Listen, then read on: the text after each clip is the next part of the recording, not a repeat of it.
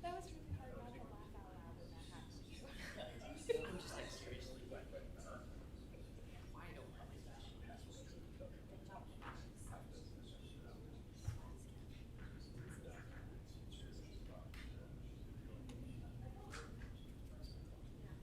7 o'clock in Gardner, Kansas. I'm going to call the Gardner City Council meeting to order. Stand if you are able to recite the Pledge of Allegiance. Pledge allegiance to the flag of the United States of America and to the republic for which stands one nation under God, indivisible, with liberty and justice for all.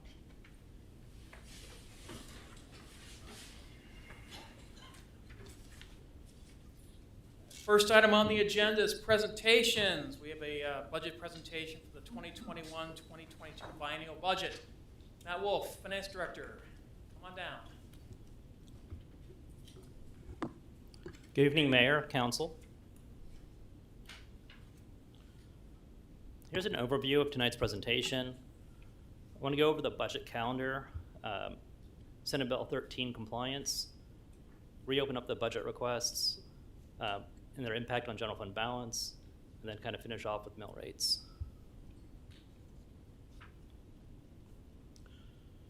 This is kind of a timeline of the calendar that we've had this year. It looks a little bit different than usual, mainly due to Senate Bill 13, which added a couple new steps, then also kind of extended the entire calendar out. We kind of kicked off things in March with the year-end financial update. We moved into capital improvement program in April. Went over what Senate Bill 13 means in May. Then at June 21st, we kind of had that first real budget policy presentation where we get into some of those kind of budget drivers like personnel and vehicles. And tonight, in the new business items, we're asking you to approve a resolution of intent to exceed the revenue neutral rate. We have until July 20th to notify the county. On August 3rd, we'll provide a presentation on the budget draft. And then that'll give the public about a full month to review the budget draft, get feedback to council, and then we'll have public hearings in September.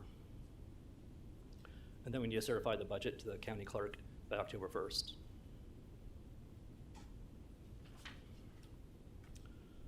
Just a reminder, at the June 21st council meeting, council provided guidance to staff to notify the county of intent to maintain or exceed the revenue neutral rate. At that time, staff only asked for informal consensus from the governing body based on new guidance from LKM. They recommended an official action, so we needed a resolution or a motion if it is intending to exceed the revenue neutral rate.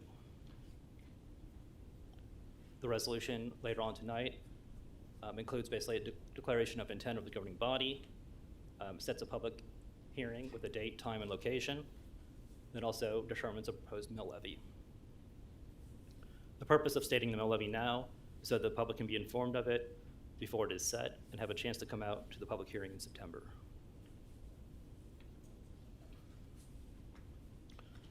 This is kind of a refresher on the new position requests. We had a senior staff engineer, a senior maintenance worker, a maintenance worker, 2 police officers, municipal court clerk going from part-time to full-time, and a staff accountant. The total estimated salary cost is about $350,000.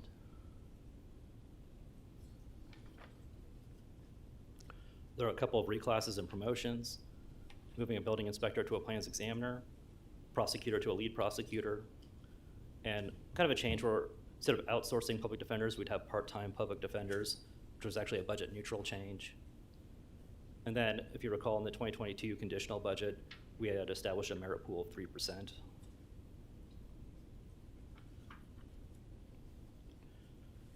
This year, staff's asking for the creation of a vehicle and equipment replacement fund. This fund would be funded by transfers from other funds in the city. This kind of shows some placeholders that we'd have in the budget. We're asking you to put this placeholder in for the 2021 revised budget and 2022 budget. Staff is still doing research on best practices and will continue to develop the program. and we'll bring it back to council for approval before any funds are spent.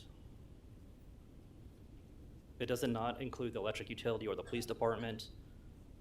Those are kept separate because the electric utility has a lot of kind of larger vehicles that are leased, and the police department already has their own replacement schedule that's already been budgeted.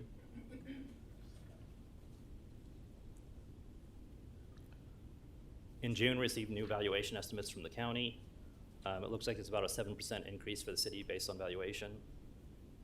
Under the flat mill levy scenario, which is basically keeping the same mill levy as last year, the valuation increase would increase property tax about $3.26 per month on the average single-family home.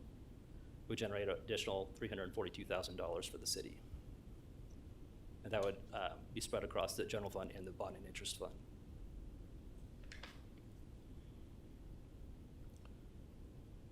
Here are the two scenarios that we're showing for a fund balance kind of comparison. Is the flat mill levy scenario, which starts with a 38% ending fund balance for 2021. It drops to 33% by 2022, then ends at our target fund balance in 2025 of 30%. The revenue neutral rate scenario drops quicker. It stays at 38% in 2021, down to 32, then it ends at 24% at the end of the 5-year forecast. These fund balance projections include personnel requests and funding for the Vehicle and Replacement Equipment Fund. The current mill rate is 20.665. Revenue neutral rate is 19.278. The value of a mill is approximately $247,000. We are seeking direction from the governing body on what to include as a proposed mill levy in the resolution for tonight. Thank you, Matt. Appreciate it. We'll be looking for, I'm assuming it's going to be at, do we want to do this now or do we want to wait? It's up to you. All right, we can do this. All right, any thoughts on the presentation that you just heard? Should we open the public or not? There are no public comments to the presentations, but there will be a budget hearing, I believe, next month. Is that correct? September 7th. Yeah. So, any We've got questions? it under new business. Should we wait till new business and then we can have public comment? There's an item in there about the revenue neutral rate at that point. Number 3. Item 3, yep. Should we just wait till then and then if we have public comment, we can do that? Yeah, we can do that. Absolutely. All right, thank you. Thank you, Matt, appreciate it. All right, there are 2 public hearings this evening. These were publicized in the local paper as well as the paper of record. We also got some direction from staff as well on these items and have been discussed at previous council meetings. The first public hearing is one to consider an amendment redevelopment project plan for redevelopment district within the city, Main Street Marketplace redevelopment district project area 1. Tyler Ellsworth, it's so good to see you here, sir. Good evening. You have some things to add about this particular hearing item? I do. I do once the hearing is open, yes. Okay, once the hearing's over? Open. Opened, okay, that's fine. I will entertain a motion to open the public hearing. So moved. Second. Motion Baldwin, second Deaton, that we open the public hearing for the purpose of receiving comments on the consideration of an amended redevelopment project plan for redevelopment district within the city, also known as the Main Street Marketplace redevelopment district project area 1. All those in favor indicate by saying aye. Aye. All opposed? Any abstentions? Public hearing is now open. If you wish to come forward, please state your name and address for the record. Speak into the microphone, please. You have a 5-minute time limit, and no profanity, no personal attacks. Well, I don't expect you to do that, Tyler. Right. Please, the podium is now open. All right. Well, good evening, Mayor and Council. Tyler Ellsworth with QTAC Rock, the city's bond counsel. I just have a few remarks regarding the purpose of this public hearing this evening and also your agenda item number 1 under new business. That's an ordinance that relates to the public hearing here at the start of your meeting. As you'll recall, the new Freddy's that's being developed near the new price chopper is on 2 separate tax parcels. So one of those tax parcels was in the TIF district and in TIF project area 1 that includes the new grocery store. And the second of those 2 Freddy's parcels was outside the district and outside the TIF project area. At your council meeting on June 7th, we completed the process of including that second Freddy's parcel in the TIF district. And what we're doing tonight is holding this public hearing and also hopefully considering an ordinance that would approve an amended TIF project plan to include that second Freddie's parcel in the TIF project. So this essentially allows convenient administration of the TIF itself and ensures that the increment from both Freddie's parcels, the property tax increment, can be used and can be available to reimburse TIF eligible costs. So we've prepared an amended TIF project plan that was in your packet, but I think that probably sums up where we are. And with that, I'm happy to answer any questions, either now or when we get to the new business It item. would have to come when the regular business item comes up for consideration. Thank you, Perfect. Tyler, appreciate it. Yep. Any other public comment?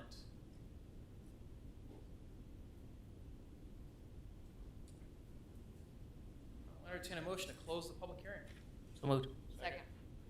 Motion Baldwin, second Winters, that we close the public hearing. All those in favor indicate by saying aye. Aye. All opposed, any abstentions? Public hearing is now closed. Public hearing number 2, hold a public hearing for the purpose of receiving comments to a request for a waiver of distance limitation to allow for the sale and consumption of cereal malt beverages for consumption within 200 feet of a school, church, or library during the Johnson County Fair. I'll entertain a motion on the public hearing. So moved. Second. Motion Deaton, second Baldwin, that we open a public hearing. All those in favor indicate by saying aye. Aye. All opposed? Any abstentions? The public hearing, I believe I had to read that whole thing, didn't I? I missed that. All right. There's a motion on the floor to open a public hearing for the purpose of receiving comments for a request for a waiver of distance limitation to allow for the sale and consumption of cereal malt beverages for consumption within 200 feet of a school, church, or library during the Johnson County Fair. All those in favor indicate by saying aye. Aye. All opposed? Any abstentions? The public hearing is now open. Please to come forward. Please state your name and address for the record. Keep your remarks to 5 minutes. No profanity, no personal attacks. With that being said, the podium is open. Good evening. I'm Danny Burling, 37900 West 183rd Street in Edgerton. I'm with the Johnson County Fair, and I'm more just here for if you guys have any questions, any thing that we can do or answer for you for a permit that we're looking for. So. Thank you, Danny. Appreciate it. Any other comments? Seeing none, I'll entertain a motion to close the public hearing. So moved. Second. Motion Deaton, second Baldwin, that we close the public hearing. All those in favor indicate by saying aye. Aye. All opposed, any abstentions? The public hearing is now closed. We'll go on to public comments. Members of the public are welcome to use this time to make comments about city matters or items on the agenda that are not part of a public hearing, as we just received those 2 comment periods just then. Anything else is fair game. Again, the ground rules are the same. State your name and address for the record as you come to the podium. 5-minute time limit. Clock is over here to my right, your left. No profanity, no personal attacks. With that being said, the public comment period is open and the podium is yours.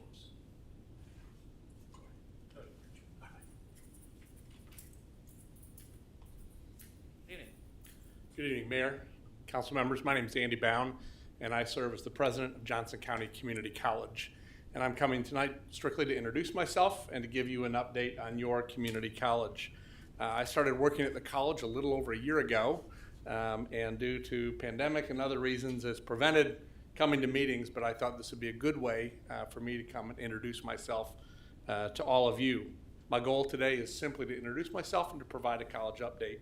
Perhaps the best way to do that, though, is to take specifically a look at Gardner and how we are serving you as a community. While each year we'll serve some 35,000 students as a college, here's a look specifically right here at home. Each year we'll serve about 780 to 800 students who are pursuing an associate degree or certificate. And of those almost 800 students, 200 of those will be high school students. And from those, another 90 will earn an associate degree or certificate.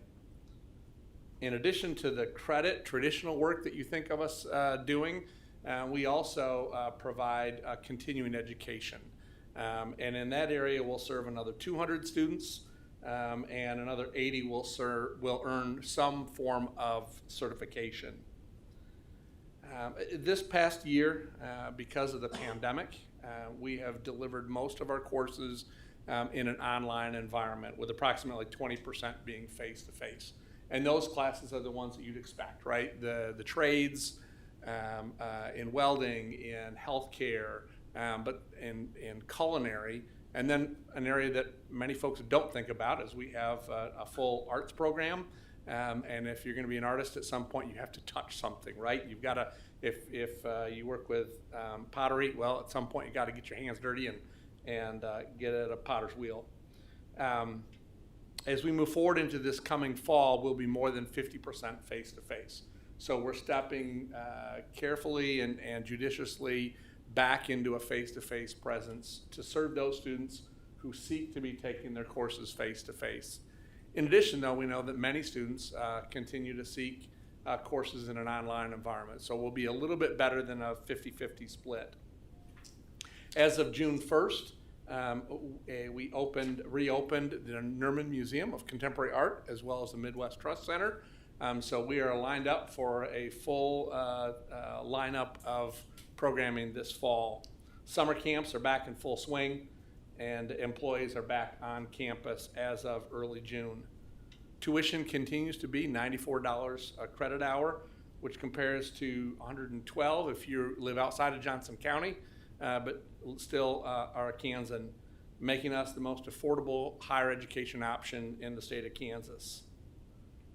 Now, for those who may consider college out of reach, particularly financially, the governor just signed into law this year the Kansas College Promise Scholarship, which provides last dollar support for either recent high school grads, somebody who graduated within the last 12 months, or adults 21 and older who have lived in the state of Kansas for at least the last 3 consecutive years in high demand, high wage fields like IT and security, physical and mental health, advanced manufacturing and the building trades, early childhood education, and education and training.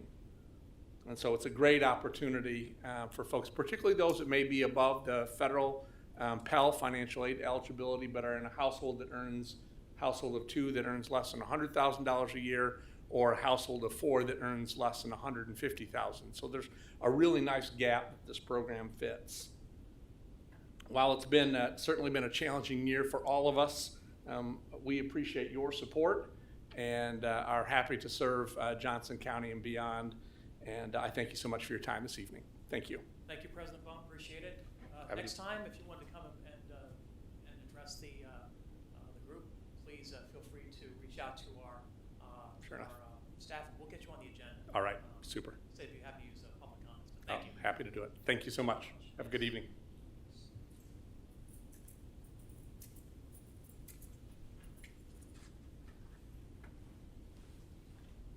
Do I get to call Jim and be on the agenda too? Hey, if you're doing a presentation for the chamber, absolutely. I know. I will say, I wasn't planning on following Dr. Baum, but I'll say that, a lot of people don't think about JCCC and the impact they have just on a more, day-to-day basis. And we're actually chaired, the chamber board right now is chaired by Rob Wyrick, who is the executive director of the Johnson County Community College Foundation. Obviously, everybody knows Carol Lehman.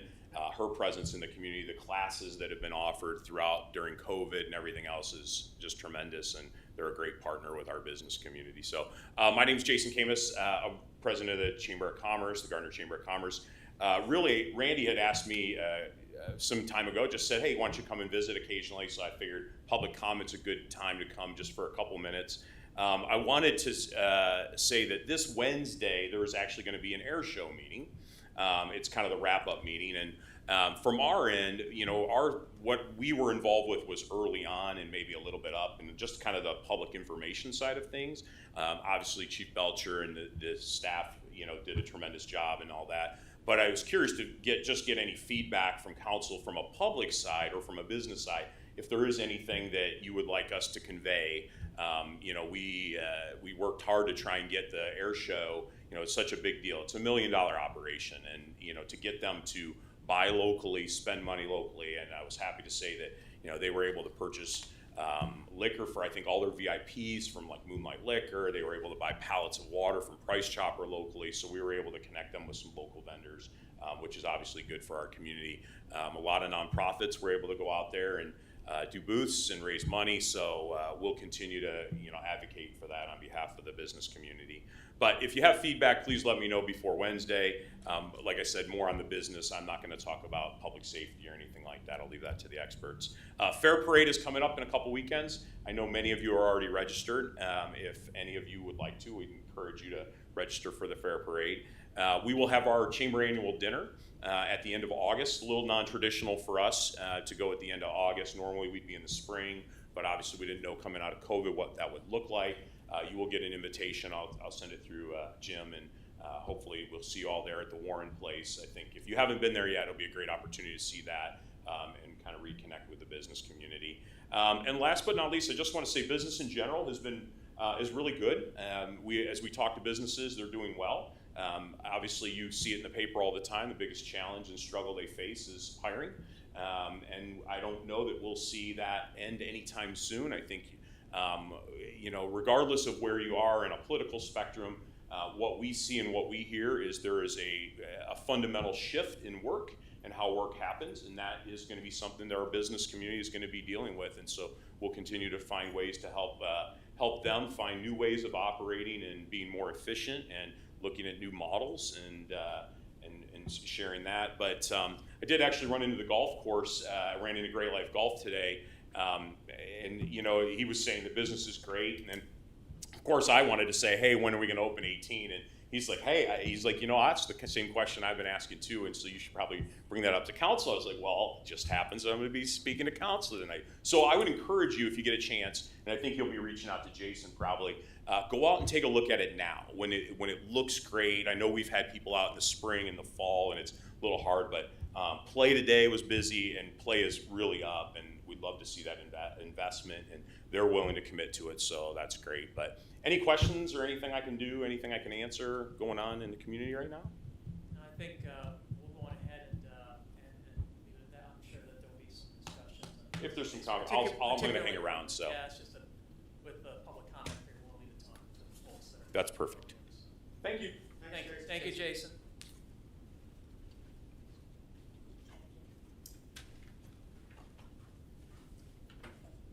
Hello, Jennifer. Hello, Jennifer Smith, 648 South Oak Street. I'm gonna cut this thing down one day.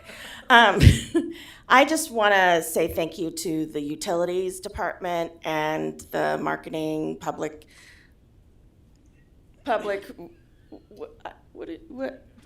I know, Danica, communications department, for last week with the brownout, blackout.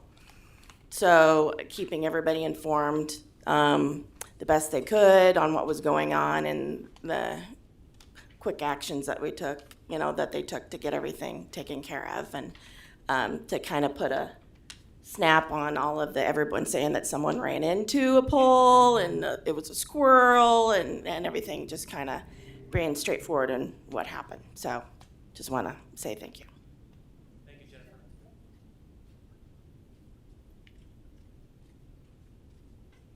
Anyone else?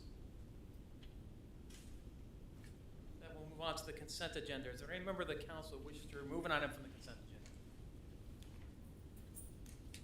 Seeing none, I'll entertain a motion on the consent agenda. So moved. Second. Motion Deaton, second Baldwin, that we approve the consent agenda. All those in favor indicate by saying aye. Aye. Opposed? Any abstentions? Consent agenda passes. Moving on to new business. We have nothing in planning and zoning or committee recommendations. Consider new business item number 1. Consider an ordinance approving and adopting a second amended redevelopment project plan for redevelopment district in the city of Gardner, Kansas, also known as the Main Street Marketplace Redevelopment District Project Area 1. Just for the public's consumption, since we've already had discussion in public hearing for new business items 1 and 2, we will be considering that without a public comment period. Matt Wolf.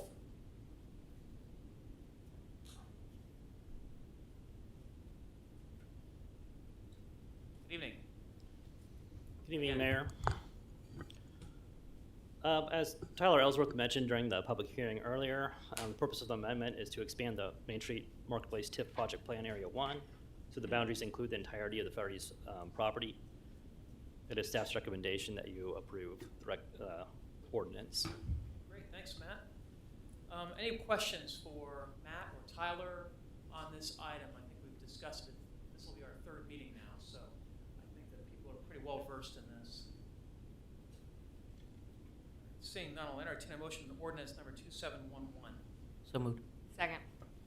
Motion Baldwin, second Deaton, that we adopt ordinance number 2711, an ordinance approving and adopting a second amended redevelopment project plan for redevelopment district in the city of Gardner, Kansas, Main Street Marketplace Redevelopment District Project Area 1, and amending the ordinance number 2602 and 2685 of the city. City Clerk, will you please call the roll? Councilmember Deaton, Yes. Councilmember Winters, Abstain. Councilmember Grigorczyk, Yes. Councilmember Roberts, Yes. Councilmember Baldwin, Yes. All right, ordinance 2711 passes with 4 ayes and 1 abstention. Business item number 2, consider a request for a waiver of distance limitation and a general retailer special event permit to allow for the sale of cereal malt beverages for consumption within 200 feet of a school, church, or library during the Johnson County Fair. Sharon Rose. Good evening, Mayor and Council. This is a housekeeping item that pertains to the public hearing we had earlier this evening to allow for beer sales at the Johnson County Fair. It will be July 27th through July 31st from 4 p.m. to 12 a.m. Great. Any questions for Sharon on this item? Mayor, not a question, but just a confirmation. I would assume Chief Belcher, your team, as well as the sheriffs will be out there.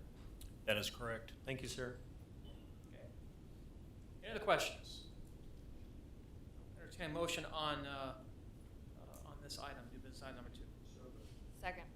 Motion Gorsuch, second Deaton, that we approve the request for the waiver of distance limitation and general retailer special event permit, temporary permit, to allow for the sale and consumption of cereal malt beverages within 200 feet of a school, church, or library during the Johnson County Fair to be held July 27th through August 1st, 2021 at the Johnson County Fairgrounds, 136 East Washington Street. All those in favor indicate by saying aye. Aye.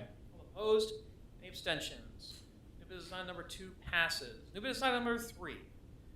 Consider adopting a resolution of the City of Gardner, Kansas regarding the governing body's intent to levy a property tax exceeding the revenue neutral rate. Matt Wolf.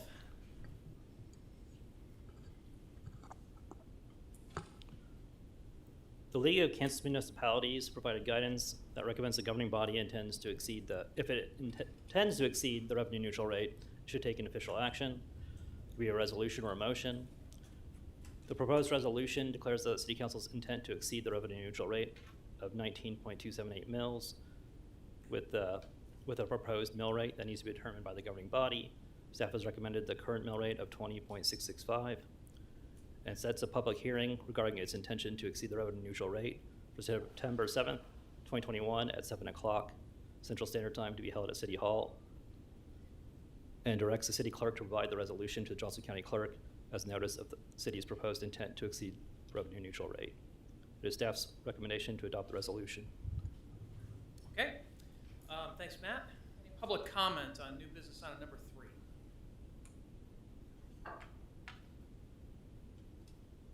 Seeing none, questions for Matt or for staff regarding this item? Or for city attorney? We gotta get him involved in something. I have a question. Yes. So, as the last time we discussed this, it was our intent to either keep it the same or raise it. And is that different today? If we decide to raise it, in other words, can we keep it the same if we adopt this resolution eventually? As the same as the revenue neutral rate is what you're talking about? Yes. Yeah. Yes, I mean, you're not really formally adopting anything right now. Right. Okay. You basically be saying, this is our proposed rate for the current budget draft that we're going to be developing. And then public would have, up until and during the public hearing on September 7th to give you feedback on that. And then when you formally adopt the budget, that's when you're setting the actual mill levy. My recommendation on this, based on the guidance from the league, is that you set the mill rate at the top limit where you would set it, and you can, after the public hearing, you can always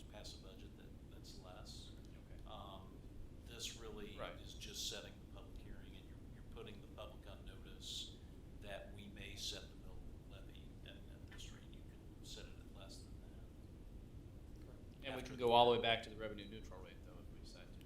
Or lower. Or lower we want. Yeah, we can set the mill rates. Okay, at- I just wanna it's just- make clear that, yeah. Yeah, it's just that our budget has to match.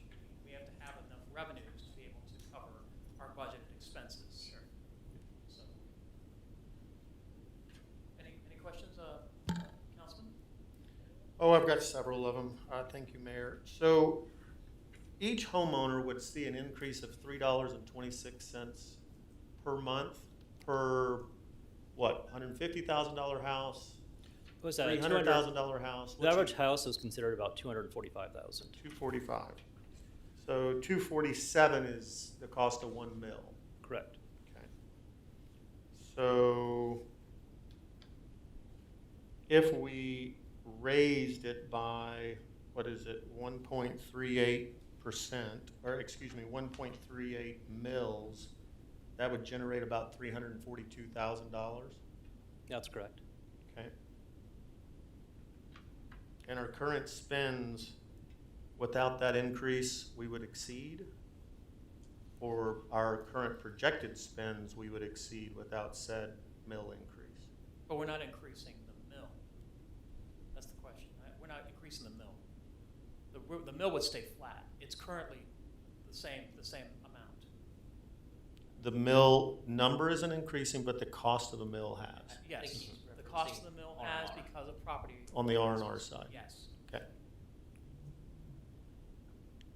Yeah, I just have a little heartburn, I guess. And I guess my case in point, I'm excited about Freddy's to come. Outside of Whataburger, they're a great hamburger.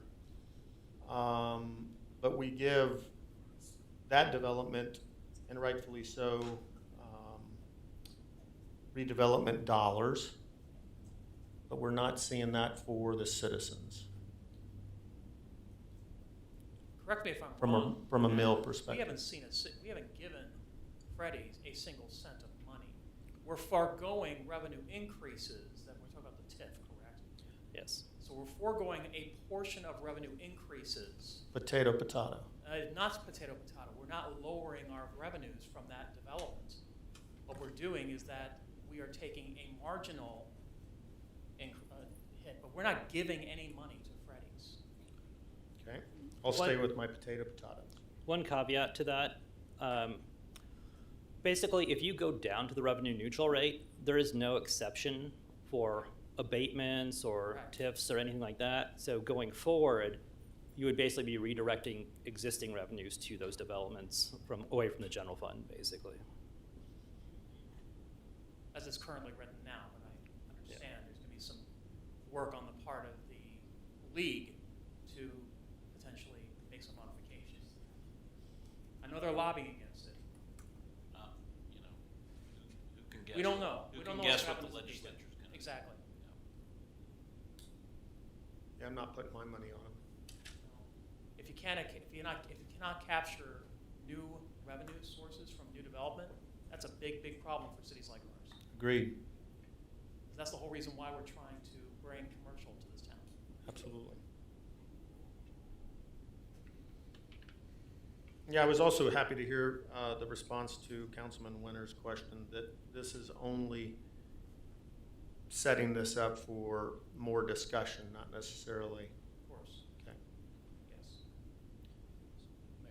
Yes. Yes, Councilman. Matt, what, we run numbers on like a smaller amount of mill decrease, so let's say we just raise like 0.75 or 0.1. We looked at a couple different things, and an easy way to do that is essentially we know the mill's about 247,000.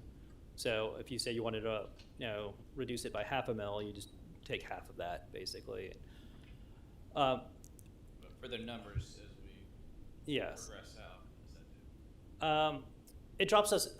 It's hard to say. I mean, like we want to know what scenarios you'd want to look at, and it'd be easier to model that way because it's cumulative effect. Like when you reduce it half a mil, then going forward, it's going to affect the future years, and at the end of the forecast, that's really what you're looking at is what's the fund balance at the end of 5 years. But if there's a couple scenarios the governing body wants to look at, we'd be happy to model them for you. I'd like to see, just some different models on that. Of course, everything's just a model, but because the expenses that you presented, I think they're all certainly justified. I don't want to cut the city short, but if we can look for a way to maybe still cut back a bit on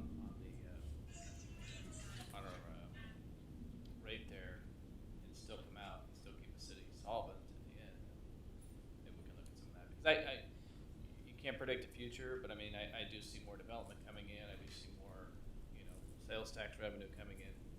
So I think we seem to be going the right direction in that sense. Well, and Todd, to your point, sir, I mean, and I agree with you, first of all, but that's the idea behind commercial development, is to bring more commercial development to our community, to hopefully offset the burden that our community at large, i.e. the homeowner, has to pay. So I couldn't agree with you more, and that's my sticking point, is that we're going to increase that mill back to the homeowner of $3.26 per month, based on that projection. Well, you can't segment your mill for residential versus commercial. I mean, it's a citywide levy. I understand. So I understand what you're saying, and that's why I think we've all been very enthusiastic in favor of getting more commercial into this community, because that is what allows us to lower the overall tax burden on everybody, but including especially our residents, who have up until now borne 85% of the taxes here. And so, no, that's not in dispute. The question really comes down to there's a certain amount of money that is required to bring into the city in order to be able to keep the city's operations running. Okay? And there is also a staff element as well, because obviously there's a talent pool in here of 3%. Okay? We put that in order to be able to provide a cost of living adjustment for our employees. Okay? If you start looking at cutting, and I completely understand where you're coming from, Randy,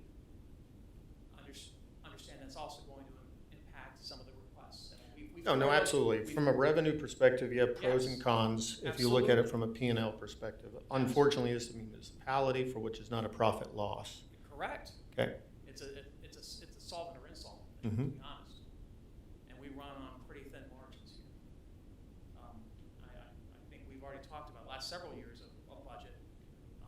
Pre-pandemic, we were spending down that reserve. We were up close to 50%. Now we're down to 38.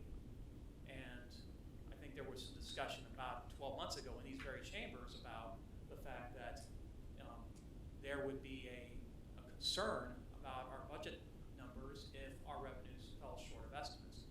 The good news is that we didn't see the impact of COVID that other communities did. And so we were able to keep those revenues strong. Okay? If something like that were to happen again, I don't know if we would be in a position necessarily to say that. So that's one of those things. It's obviously a council of the city. Y'all vote on the budget. So I don't think anybody's against the resolution to further this discussion in a public hearing. But that being said, to everything else that's been said, it sounds like we still need to give Matt some direction as to what we really want. So Todd mentioned some other numbers, right? And you do the salary, the new positions, you do the merit pool, you do just the general funds, that's $867,000-ish. That's not only keeping the mill rate the same, but going an additional 1.7. So basically doubling the delta from R&R. So I think we need to look at and consider what pieces, if any, we want from those. What the bottom line is if we do nothing extra, right? What that does to our reserves for this year, regardless of the mills.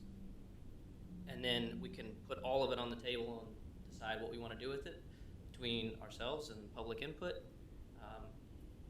Because, that right there, right now, I don't think anybody has said, let's raise mills. No.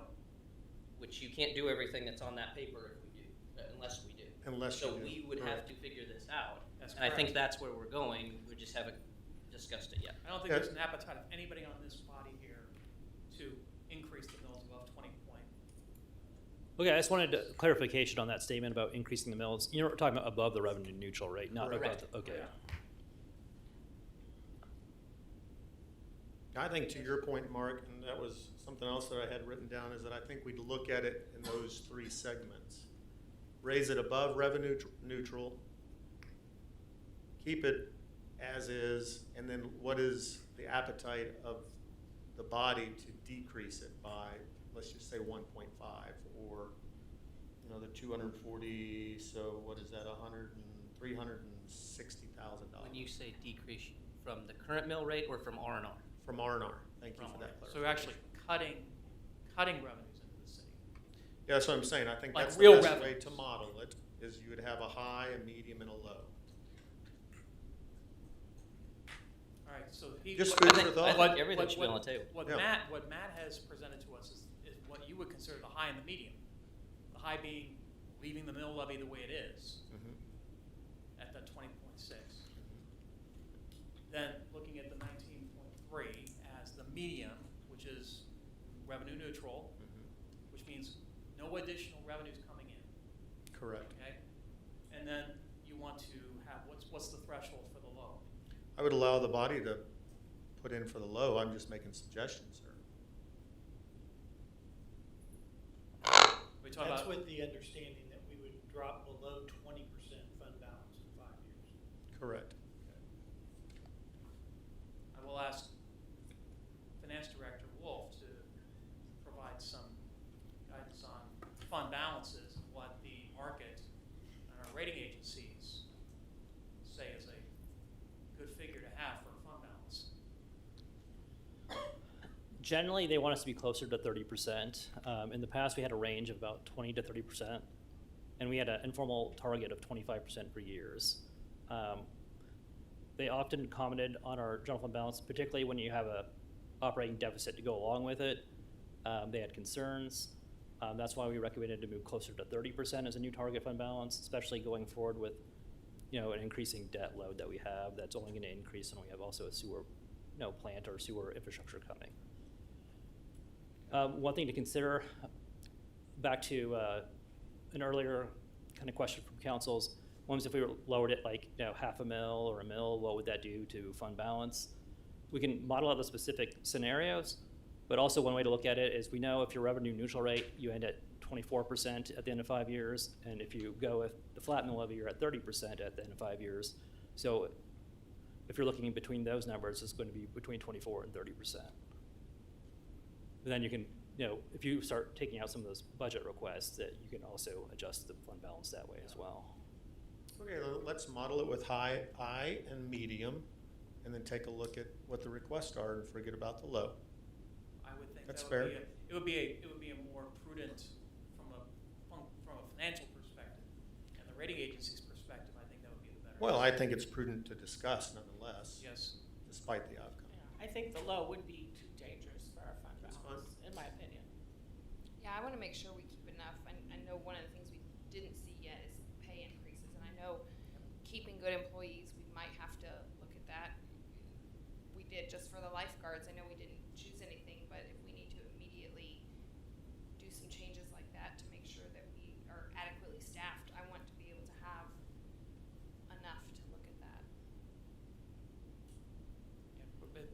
Yeah, but that fund balance is an important contingency that, you know, rainy day, but it's really more of a, you know, if there's an unanticipated expense that occurs, like, for example, and I'm going to use this as a for instance, because we did have an electric fund balance that we were able to pull for the natural gas expenses that we got hit with. No, I appreciate you bringing it up. I mean, the pilot, payment in lieu of taxes, is very important to our funding.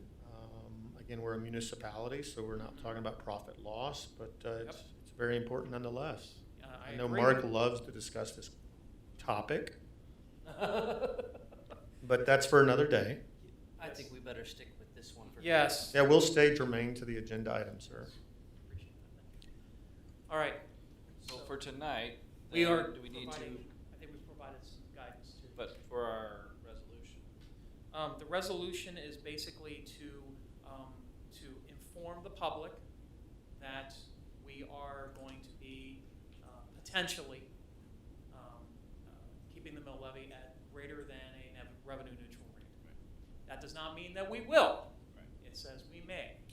And that's the whole point of the public hearing, is to provide that information. It just gives you options. Yep. All right. All right. Just for clarity, there are spots in this resolution where we have to put in the mill rate levy Yep. that we're considering. And so Correct. just so we have consensus, that's the current. The mill flat levy. The flat levy would be the maximum. I don't think there's anybody on this body that has an appetite for increasing it above the flat. What is that number, just to be clear for the public? 20.665. Yeah, 20.665. That is the current mill levy that's in the city. And I think it's been that way now for 3 years. We've kept it the same rate. Okay. All I know right. we have this resolution to get Yes. through, but do we want to further discuss now or in council updates with Matt as to what we want him to model? I think we- now. Because we're gonna want that, and also so that we can have the interaction with the public Right. before they show up and say, well, you never told me about that. Correct. Right. No, well, we can mention it. I think we have enough guidance, we can do that. I mean, even if we do quarter mill increments from where we are now, flat levy down to the revenue neutral rate, we can do that. Okay. That would be a good, we can get like a sliding scale. So Jim, with that sliding scale, whether it's quarter or half, you would say, hey, if we went down a quarter, these options, 1 through 5, 1 would go away, 2 would go away. That, I mean, kind of a revenue neutral, Yeah, and dollar since for we have dollar. we have the projections for the positions, it'll be easy for you to plug in different numbers and see based on the number, knowing what a mill is worth, how that works. We'll create a Okay. worksheet or something that has those numbers in front of you. Thank you, sir. Okay. I'll entertain a motion on resolution number 2088. So moved. Second? Motion Winter, second Gregorsek, that we adopt resolution number 2088, a resolution of the city of Gardner, Kansas regarding the governing body's intent to levy a property tax exceeding the revenue neutral rate. City Clerk. Councilmember Winters, Yes. Councilmember Kogorsek, Yes. Councilmember Roberts, Yes. Councilmember Baldwin, Yes. Councilmember Deaton, Yes. Resolution number 2088 passes. On the council updates. Does staff have anything for council? I will start with our Deputy City Administrator, Amy Nasta. So far, we've had about 3,100 responses to the fireworks survey. It'll be open until Friday. That's by far the most we've ever gotten to any of our surveys that we've done, but we may get a few more before then. There's Sweet. been a lot of talk about it online, so definitely, thank you. Appreciate that. Finance Director Wolf. Just so the council's aware, finance staff will start building the budget draft. Like based on the levy, knowing that future direction will come from council, we need to make cuts and Sure. that, but we'll start building that budget draft. Great. Thank you, Matt. City Clerk. Just to let everyone know, we do have 5 candidates for the CPAC position. So I would like the interview team to be considering your schedules and providing me times when you can conduct interviews. Okay. Who's currently serving on the interview committee? That would be you, Mayor, Todd, and Casey. Is there any, there's no desire on the part of members of the governing body to change the composition of that team? I see no reason. Okay, that's fine. I just wanted to make sure. No, I In appreciate the it. interest of full transparency, I want to make sure everybody understands. Okay, so we need to get our schedules coordinated. Assuming you all aren't going out of town anytime soon. No, but thanks for rubbing it in. No problem. Well, City Clerk will reach out to all of you to get that scheduled. Thank you. Chief Belcher. Just like Mr. Camus said, we have an air show debriefing at our at the Justice Center on Wednesday. So we have a list of things to look at, pros and cons to go over, and we have heard nothing from our end. We've heard nothing but positive things. So Great. we'll be doing that on Wednesday at our place. Great. I was going to ask you that question and see how the feedback was. The preliminary feedback before after action has been very good. Great, that's wonderful. Utilities, Gons Garcia.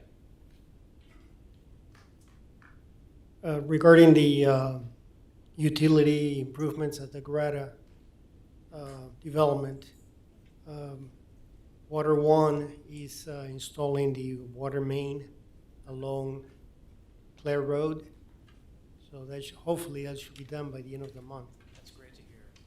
On the sewer, we have the force main at Larry Stricker's property. We'll continue west, and the force main itself will be done also by the end of the month. Then we will start on the lift station. And on the electric, we strung about 14 overhead poles last week. Yeah, I saw those. So you can see now the electric infrastructure looks pretty good. That's great. Thank you. And as I said before, I think we mentioned it before, but good work from your side of the fence to get the city back up and running on the electric. It was I know there's a lot of back and forth on exactly what was going on that was not anticipated. Evergy was doing rolling blackouts, but we weren't supposed to be affected. And I know there was an issue actually with one of their lines into our substations, and they had that shut down, and then there was a problem with the other line. But good on Gardner Electric to get that resolved quickly. Yes. Thank you. Yeah, Gons, I would echo the mayor's comments, the positive ones. I know I was in conversation with Mr. Pruding, and I think he was in conversations with you. I'd received more calls than I've ever received. Most of them were, quite frankly, those that live around me. But the way we handled that, and the way we got it back online, and the teamwork, I might add, we really appreciate the men and women that work for our electric company. And again, that's just testament to owning our own electric company, although it was an Evergy wheeling issue, which is a new term to me, but really appreciate you, Gons. You're welcome. Parks and Rec. Jason? Yes, a couple things. Yes. Summer sports are coming to an end this week. We have our end-of-season T-ball picnic this Saturday out at Celebration Park. We do hot dogs and drinks for the T-ballers.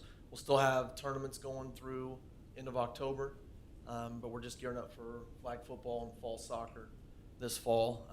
We did meet, excuse me, as a team to discuss talent for 4th of July next year. So we've got our list, and we're looking at names and trying to figure out who we're going to bring in for next year. It's going to be a hard act to follow. I know, it will. And then the other thing I wanted to update you on was the email about snow removal in downtown. So prior to 2000, when Jeff Stewart was here, certain downtown businesses were getting snow removal services from Parks and Recreation. So I'm really not sure how it began. We have certain stopping points on different roads throughout downtown. We were going to notify businesses last year at about this time during COVID, but we didn't want to put that burden on them last year, so we decided to do that starting this year, giving them enough heads up before the winter season hits. So Parks and Rec is responsible for City Hall, parking lot, sidewalks, Cornerstone Park. We also assist Public Works when heavy snows. We provide drivers, trucks. And so I reached out to Spring Hill and City of Olathe, and they require their business owners to remove snow off of their adjacent sidewalks. And so we're just trying to get some consistency with our operations for snow removal. So we reached out to the chamber. Excuse me, our partners did a good job of communicating that to those businesses that was affected. And so wanted to open up discussion. Great, thank you. Start with Tori. You have anything for this? I know you've talked to some local businesses. I have. Yeah. I don't know. I don't know. I'm kind of torn on it. Like other businesses don't get it that live here in Gardner. So, I mean, I get it, but I also get that we've done it for 21 years, at least. Or longer. Yeah, Yeah. or longer. So I kind of get that too. I get both things. It concerned, I don't know, I felt like maybe hearing it from the city might have been better than in passing from the chamber. Not that the chamber is bad, it just seems like maybe if it's something that we are going to mandate or whatever we're gonna do, it should have maybe come from us first or had a discussion maybe first. I don't know. I can see it both ways, and I don't know which way is the best way right now, but I can see it both ways, definitely. Can I interject real quick? Yes. Before we go around, I'd like Amy to discuss the 2016 ordinance, because I Yes. think it's relevant to this Absolutely. discussion. Okay. Yes. So the current snow removal ordinance, which was 2534, was passed on December 5th of 2016. So I did some research into the history of the ordinance, and it shows that the ordinance originated as a recommendation from the ADA committee and was created in response to concerns regarding snow removal in the downtown area, according to minutes from the related ADA committee meeting minutes. Minutes from the December 5th, 2016 council meeting, where the ordinance was passed, corroborate this, stating that the ordinance was focused on concerns regarding timely removal, specifically in the downtown area and for businesses in the downtown area. Importantly, one of the changes to the code was the addition of GMC 1240-015, which states, in pertinent part, the city will not remove any ice or snow accumulation from any private property. Yeah. And I think part of that was because of the fact there was an inconsistent application of the ordinance. So in 2016, we basically said we weren't going to remove it from these sidewalks, and we've still been doing it. That's correct. I have some speculation as to why that may have occurred. I can't find exact information, but I believe that they may not have wanted to enact this when it was passed during the winter season. It may have been intended to be enacted the following season. Unfortunately, this staff member that kind of championed this idea, she self-terminated immediately after passing this ordinance. So I believe that it may have just fallen off the radar because then it was not an immediate concern and it wasn't enacted during that time period. Self-terminated. I know, I was just gonna say, that was kind of a new one for me, actually. I love it.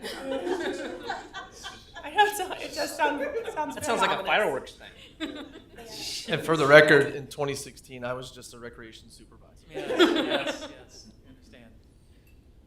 So yeah, there was a little bit of a confusion. Probably a ball was dropped, but the whole reason I was the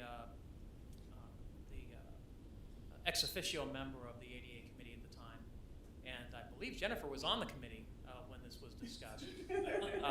I thought you were. Nope.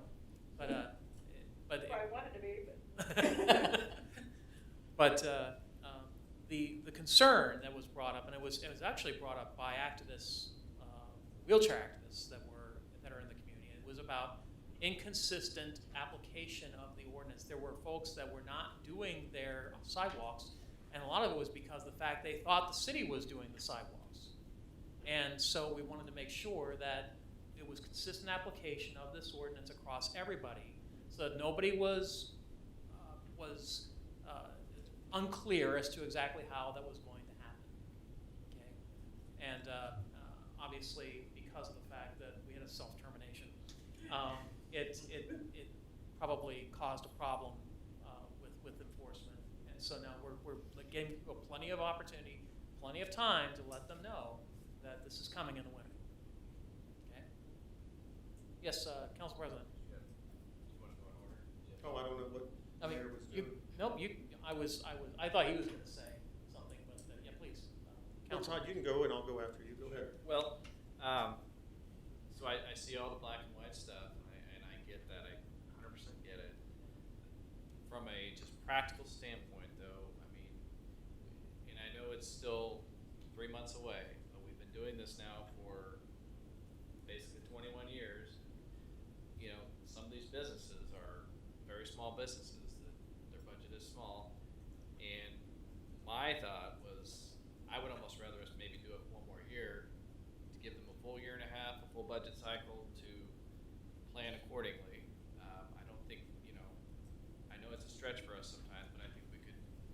we could do it, and then, but then from then on, they know, and maybe that gives them time to form kind of a downtown coalition or something that they could band together to get that done as one big group. I don't know, but. Well, that's something that I have talked to Jason Camus with the chamber about, and he said he was going to do some research into some other communities and see if that's something that they could possibly implement with our city. I also think that we'll have to, one of the points that was brought up to me is when they do remove it, where do they put it? Because that, you don't want to put it in parking spaces, you have to make sure it's not at somebody else's. I mean, there's a lot of thought that probably has to go to, I would imagine. Yes, So we have had that discussion. They would do just what we do and put it in the temporary parking. Okay. And then our street crews clear that area. So, and another point is NPR, who is our liability insurance provider, they recommend that we not do it because when we do it, then we take on some degree or all of the liability if it's a injury that's sustained due to ice or snow. Well, okay. I'm probably in the minority, but I'd rather still push it off one more year. Oh. Give me a year and a half. Yeah. I would push it off one more year. I feel like, I know that we evidently passed this in 2016 and that is our rule, but we still continue to do it for 4 more years after we even passed the I mean, if they were coming to us and saying, we want you to start clearing sidewalks, it wouldn't be a question. But the fact that we've done it for so long. When we always talk about precedents, we don't want to set precedents. Well, we've set precedents, in my opinion. So. Councilman? Thank you. Good conversation. First, I want to say thanks to Jim for our healthy conversation and conversation about this subject. I appreciate it.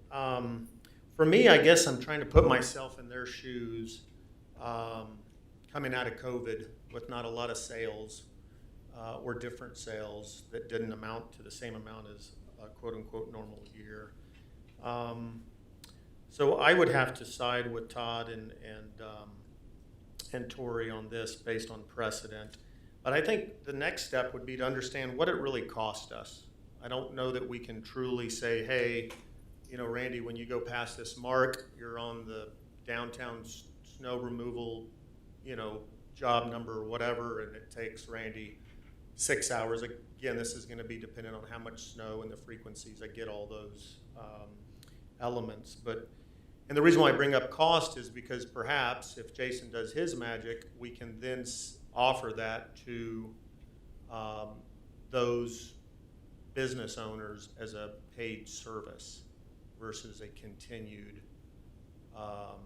free service. Now, again, you would have to build, your loaded rate would have to include your COI, your insurance, all that good stuff. But just that's my takeaway after talking to about 6 business owners, and I office down there, which I don't know that I'm affected or not. At least I pay snow to my landlord for around the building. But in listening to these folks up and down Main Street, that was one option that became very clear that they would be interested in paying for said service collectively. That's all I had, sir.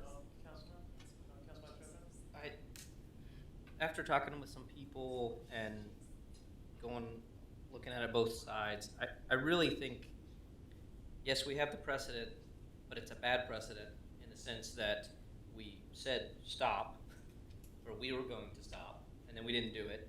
And then in 2019, if I remember right, we ended up sending out letters with the code compliance officer because it wasn't cleaned off. And if we did it another year, we're just prolonging the agony, essentially. So to me, I don't think you would even have the option of what you just said, Randy, for the perspective of insurance. I mean, we could check with NPR, but I can't imagine that we would be able to cover them with our insurance, right? Our employees, but for that business, right? Well, you're covering. They would be an additionally insured. You're covering the employee now. Yes, for them doing it, not for them to do it and we pay them. No, they would be our employees. So Randy is a Gardner City employee. Randy would jump on the four-wheeler to push snow around, and Randy would time in and out on Gardner's payroll. Okay. If if the downtown community is interested in that as a service, not a free service, but a paid service, then we would say to that co-op of people, hey, and we do snow, professionally speaking, we do it as a job, not by the hour, but nonetheless, Jim or whoever would say, well, that takes us about 6 hours per inch or whatever that metric is, and that's going to be $500. And then we would carry all that and pass that cost with nominal profit to offset that labor. All right? Well, I wouldn't want to open that up because then, for all intents and purposes, we should be opening it up to Walmart and Price Chopper and every other. Well, they're business not in the town. discussion, but I hear what you're saying. And furthermore, until we are not paying a contractor to clean our own Justice Center, I don't know why we'd be doing anybody else's snow removal. Right now, we contract out the Justice Center.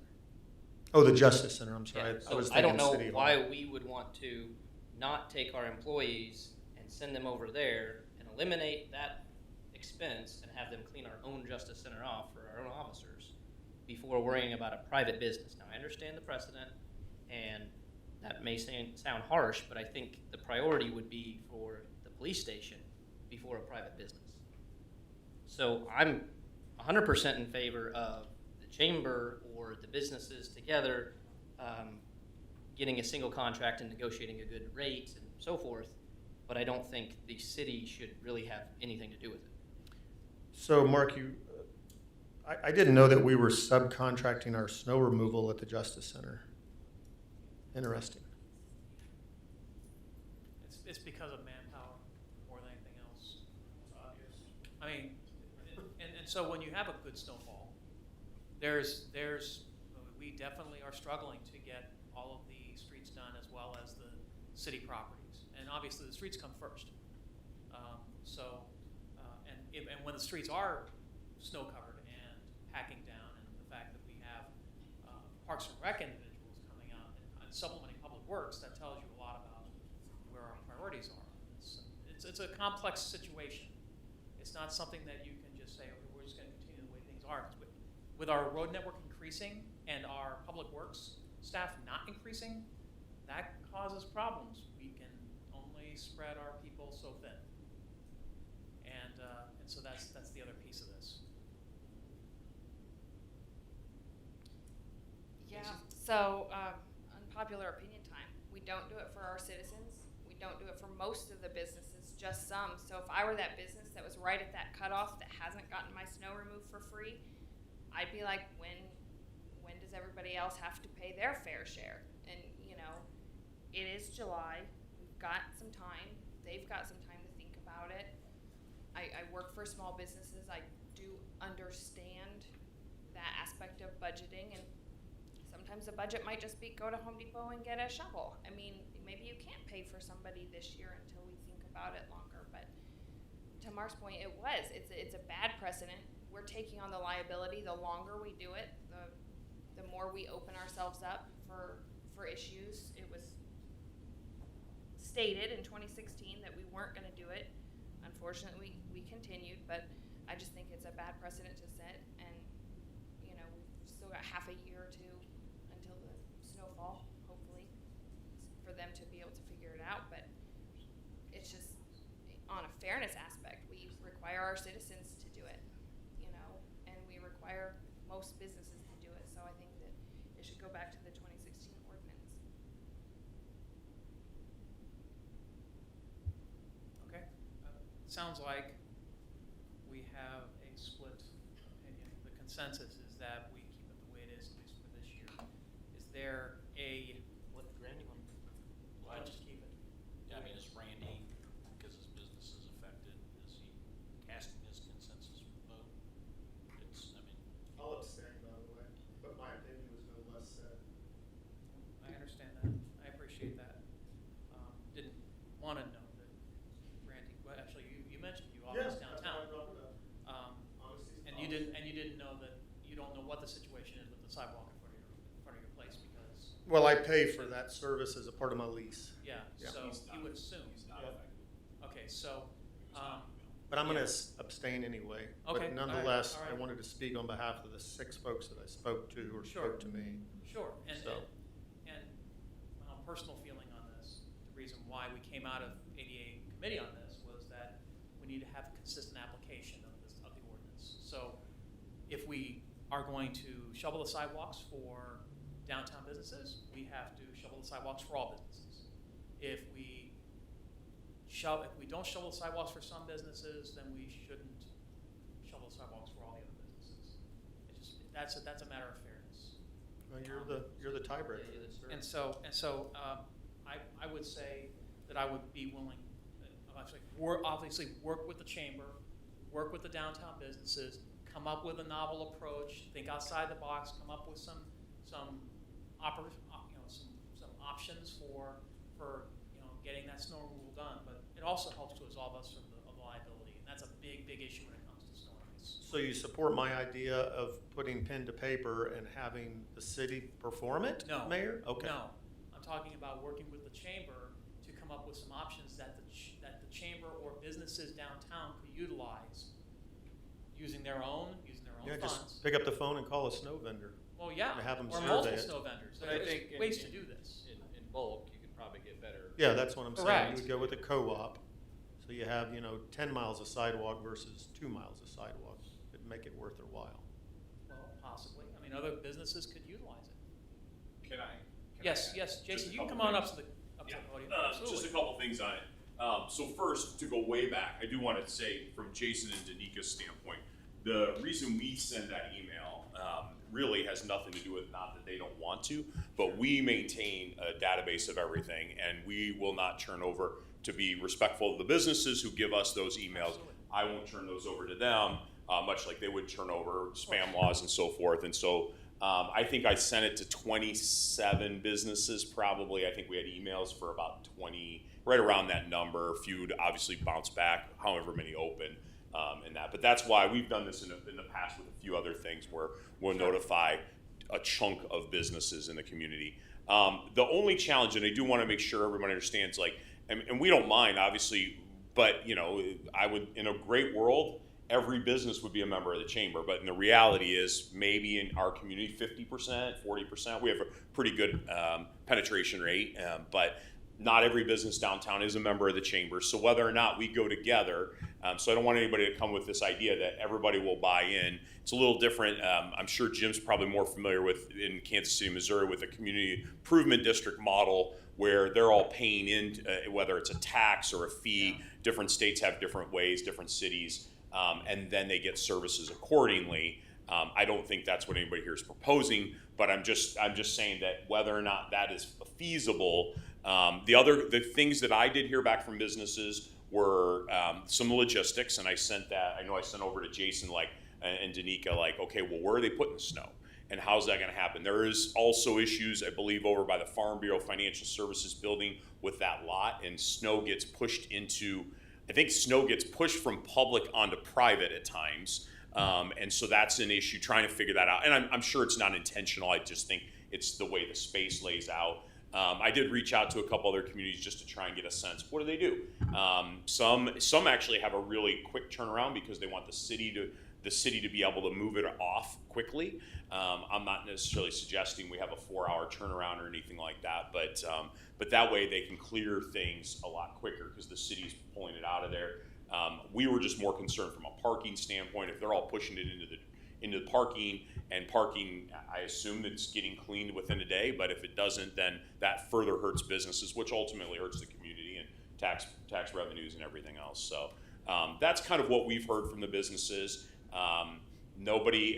Obviously nobody likes that it's been proposed. It has been discussed going back historically. I think I've been on conversations with Jason for probably a couple years ago before COVID. And then obviously the city said, look, we're not going to do this in the middle of COVID.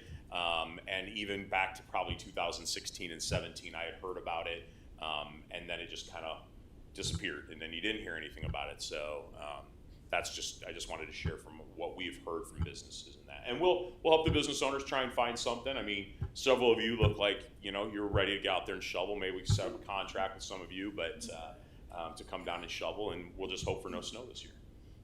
And understand, we appreciate the context, Jason. Yeah. And I think that there was some discussion back 3 or 4 years ago with businesses downtown.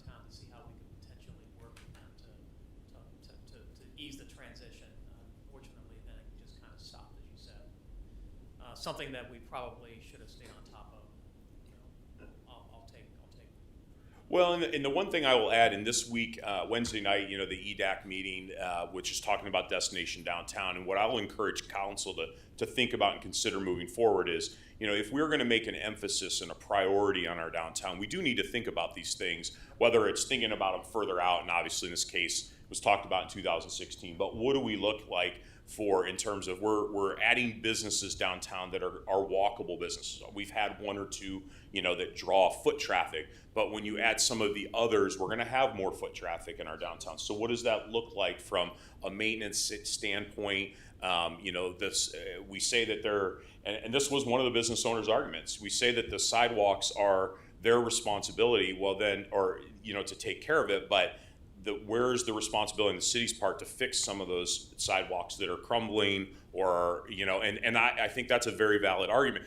Whether or not that might be in plan and maybe they're just not aware of it at that point, but those are the questions they will ask in return. And then also things like beautification, and we started having some conversations this week or last week with transient guest tax. How do we encourage beautification of our downtown to further that? And so I just encourage council to think about that as we think about how we we're not redeveloping downtown, how we enhance downtown to give it that identity that I think we all want Gardner to have.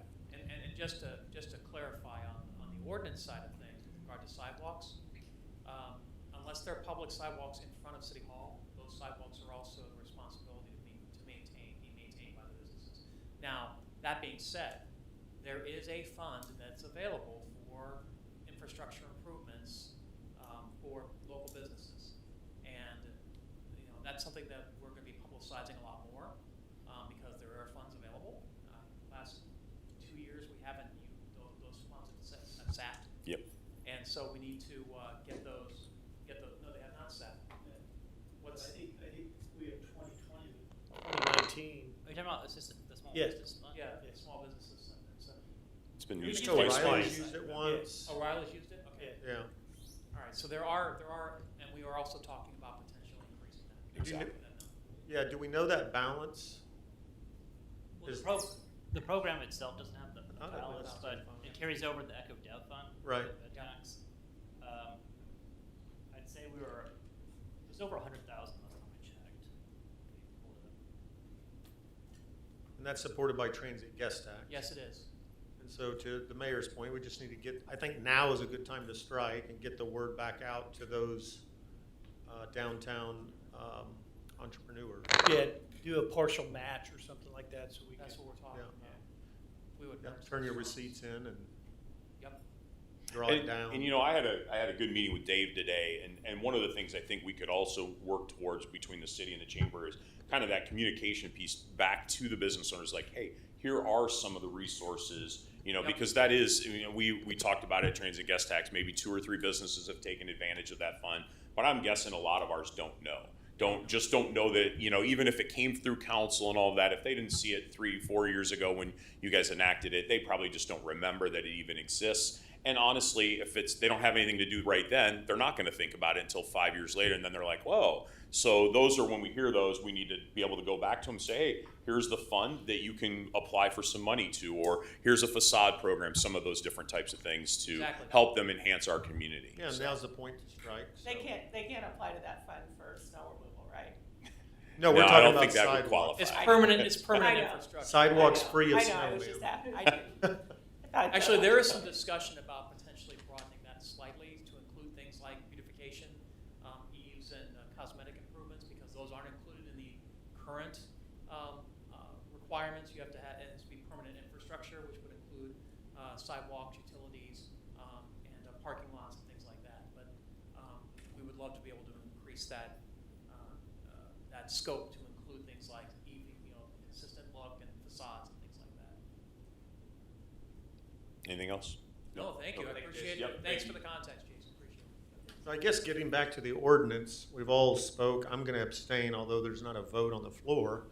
Do we need to resuscitate this ordinance that Amy spoke to? Because right now we've been running on it as if it didn't exist. So what do we need to do in order to cement it, if you will? Or is the discussion proven enough? It's really just an operational thing, and we'll just. Okay, okay. Yeah, following the ordinance. Yeah, it's communications more than anything else. Yeah, and our goal is to obviously utilize the chamber and utilize the chamber, and as you know, we're already doing the off-street parking removal. So communicating that with those business owners, you know, we're going to be making rounds, and they keep shoveling off their sidewalks on the off-street parking. We'll handle the removal of that. Okay, that's great. Sam. Hi, Sam Boyajian, 440 Skylark Circle. I've been here for probably close to 25 years now. And one of the questions, and I apologize, Jim, I didn't hear exactly what you said, but my concern is, and Mayor, you also mentioned liability. And right now, that's city property, okay? And I understand you're saying, well, we're supposed to take care of that. Well, let's just throw a scenario out there. What happens, we get a snowfall overnight, that particular business owner doesn't get out there and takes care of that sidewalk. Somebody comes by and slips, falls, who are they gonna sue?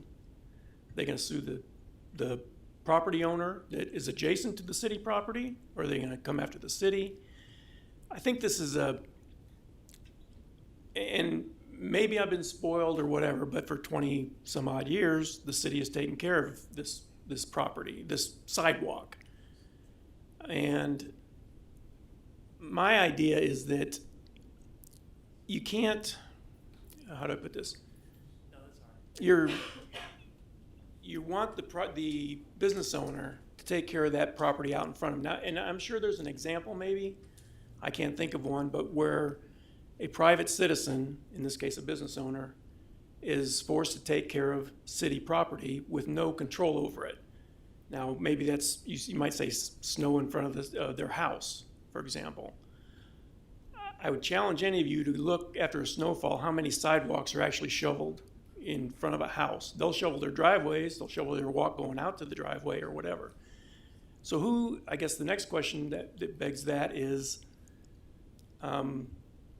who enforces, how is that enforced? Not who, but how is that enforced? So. Code enforcement officer would handle it like they had before and say that it has to be cleaned up within 48 hours, just like in front of your houses. Do they do that? They did in 2019. I assume they would be doing it more. Okay. And Sam, I just wanted to make a quick clarification on the actual, the ordinance, and this could be, I suppose, something that would be open to interpretation. I'm going to ask my city attorney for some of this, but although this, in our neighborhoods, the developers put in the sidewalks, and so they're not city property. Okay, so you get to the edge of the sidewalk, that's considered right of way towards the street. Okay, but the sidewalk itself is either owned by the subdivision, or in cases where there is no developer, and like by these private homes over here, they are owned by the citizens, and so the jurisdiction, the requirement for maintenance on those sidewalks has been, I think, it's always been this way, the responsibility of the homeowner or the business owner, and that's what the ordinances say. I believe that Johnson County also has a similar ordinance on the books for this, but I'll let the. Okay, then this goes back to my initial question: who is legally liable should something happen? So there are actually Kansas statutes that deal with this, even if the sidewalk rests within the city right-of-way. It's the adjacent property owner that has the obligation to maintain those sidewalks and to remove the snow. Okay, does that just pertain to snow? What about buckling up of the sidewalk and somebody comes by and trips, or? That's the whole thing. Including maintenance of the sidewalk blocks. So if you have a slab that cracks or breaks or sags, there's an exception, I think, for if there's water intrusion for a culvert or something like that that's owned by the city, there could be some wiggle room on that. But other than that, if there's some sort of issue with the sidewalk itself, the slab or whatever has to be replaced by the property owner. And we've had those situations in the city. We had a situation like that in a property a little bit further down US 56 where the property owner wasn't taking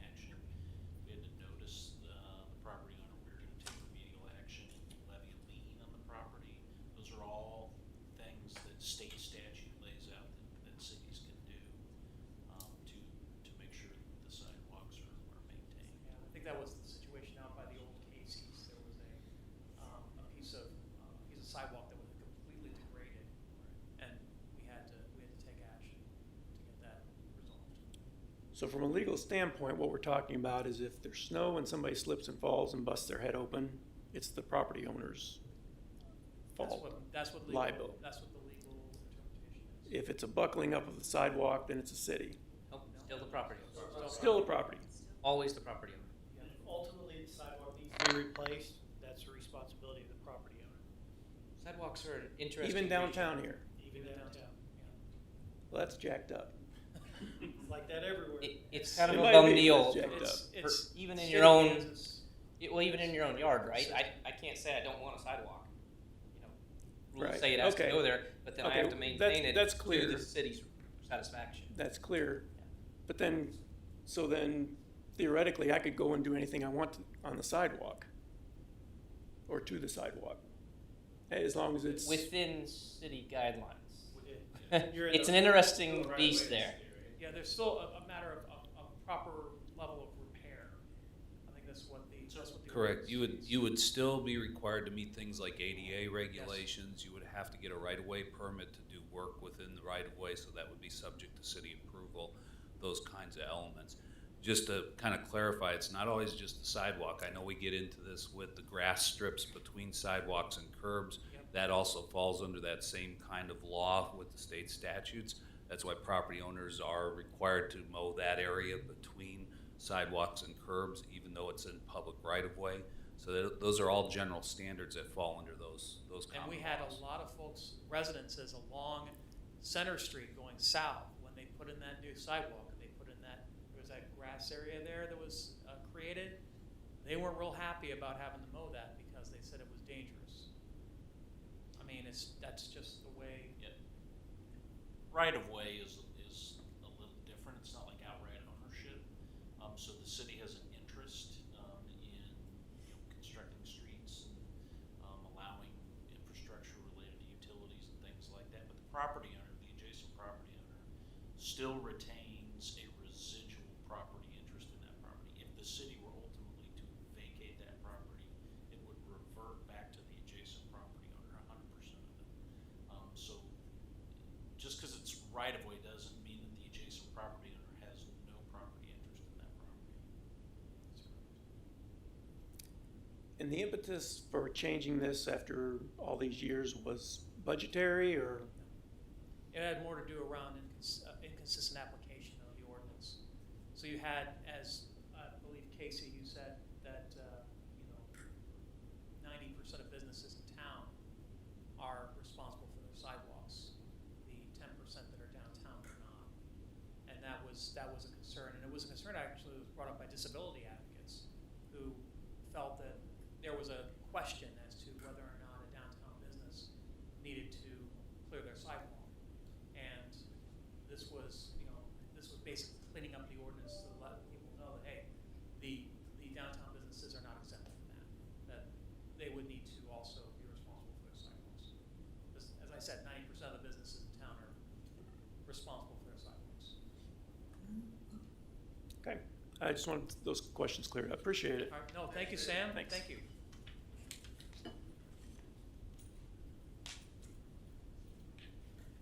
Sounds like we've got a direction. Okay, all right. I forgot, I passed up our PIO, Danica Marshall-Akendo. Do you have anything for us, Danica? To remind you guys that we have the ribbon cutting for the Hillsdale expansion coming up on August 5th, on Thursday. And so August 5th. I think most of you guys have accepted that plan to go, and bonds, and the mayor will be speaking on behalf of the city.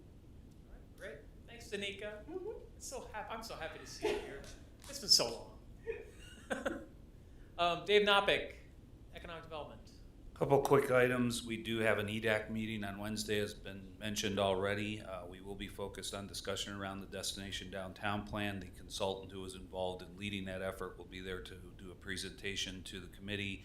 We have invited guests through the chamber and the downtown business group there to come if they so desire to hear the presentation, also take part in the discussion or questions and answer period there. So That's Wednesday at 6 p.m. at the Justice Center, just so everybody knows. We'll be in the community room out there, primarily for the technology hookup, things like that. The second item then is Planning Commission is next Monday evening at 7 p.m. We do have a couple of items there. The apartments out at Grata are on the agenda for that meeting, as well as, I wrote it down, Cypress Creek, which is the area just north of the high school, the 90 plus acres out there for single family development. So that's what's coming up on the agenda. Great. For us. Thanks, Dave. Appreciate it. Tim McEldowney, I see you hiding over there. I was attempting to. So just one thing. We had the Madison and Moonlight project that was approved by council a few months ago, and probably realized that nothing much has really happened out there. The contractor is having difficulty supply chain with the technology part of that, with the controller for the signals. So you probably won't really see much. He's thinking till maybe as late as October. So we're just on hold, waiting for that to come in. And I did see that the new lights were mounted over at Cedar Niles and 56 Highway. So I'm assuming that that's going to be turned on toward the end of August, correct? Yes, yeah, and they're a little bit in the same boat. They're needing some materials to show up, and again being delayed before they can actually turn the signals on and get the pavement marking done. Yeah. And then the schedule for the lane closures at the Gardner Road interchange, the South Gardner Road interchange. I know they just did some, or they're doing some manual, some lane reconfigurations, and it's going to result in the closure of the northbound I-35 on-ramp, correct? That's correct. Yeah. And that's a 1 to 2 day closure for that. Tomorrow at 8:30. Starting tomorrow? Tomorrow at 8 or 8:30. Tomorrow at 8:30. So that'll be Tuesday and Wednesday into Thursday, I'm assuming? So. It opens on Thursday at 8:30. All right. So folks got to find that alternate route. It's going to send a lot of traffic, I think, over to the east side interchange. But it's got to happen. All right. Thank you. City Administrator. Oh, wait. Let me give City Attorney a chance to the mic if he's got something. Nothing for me. Oh, okay. Yes, City Administrator. I knew that. So I did get an update from the county on our joint task force with Edgerton and Spring Hill on the commercial truck traffic around 199th Street, and we are having a kickoff meeting next month, so that is moving forward. Are all jurisdictions participating? Yes. That's great. Awesome. Great to hear. I'm glad to hear that.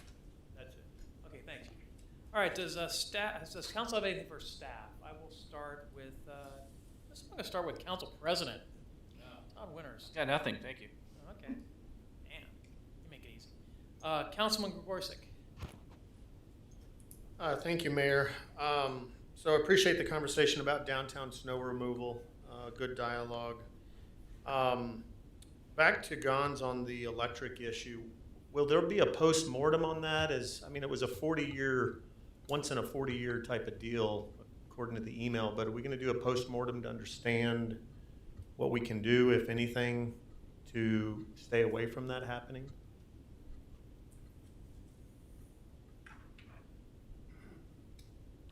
There's the substation that had the breaker failure is the Quarry substation, and they have a single breaker. So we have reached out to Evergy to see if they can improve the configuration to have more reliability. So I have not heard back from them, but there's a way of improving that reliability. Okay, wonderful. And then the last thing is I'd be interested to hear what the postmortem is on the air show, and in particular attendance, dollars, all that good stuff. And then I'm sure we'll learn from our experience, which was a grand experience, but from an operational perspective, whether it be New Century or the city of Gardner or the sheriff's department, et cetera. I mean, there was a fire department, et cetera. There was a ton ton to be had. So that'd be interesting to see. Have we confirmed that it's going to be every other year? No, my understanding from conversations with the airport is that next year on Labor Day is a go, likely 2023, and then after that, there's no schedule yet.